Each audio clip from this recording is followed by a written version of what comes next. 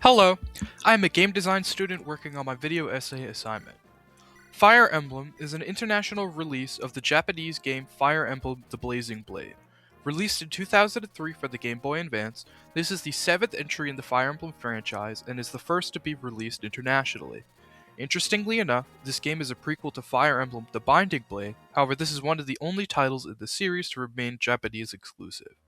Fire Emblem 7, which is what the game is called in fan circles, is one of the most iconic games of the series.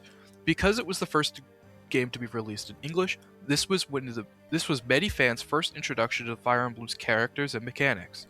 The protagonists of this game, Lyn, Hector, and Eliwood, have cemented themselves as iconic figures in the franchise and have made several appearances in different spin-offs and even future games of the series. Discussion questions. What is the gameplay like?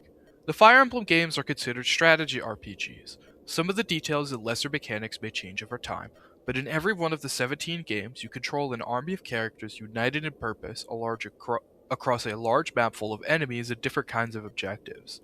The gameplay on screen will show some of the more specifics of how combat works, but overall map goals can differ between defeating every enemy on the map, defeating the commander, escaping, defending a post for a specific amount of turns, etc. Think of chess if every one of your pieces had individual stats and growth rates. Do you recommend this game to new players in the genre? I very much do recommend this game to new players. It has a built-in tutorial mode for the first few chapters with likable characters and a map design that teaches you the basics of how the game works. New players may be weary of the permadeath mechanic, which makes it so that any playable unit that dies at the result of an enemy is no longer playable for the rest of the game, but the general ease of difficulty and the lovable nature of the cast should alleviate these fears rather quickly.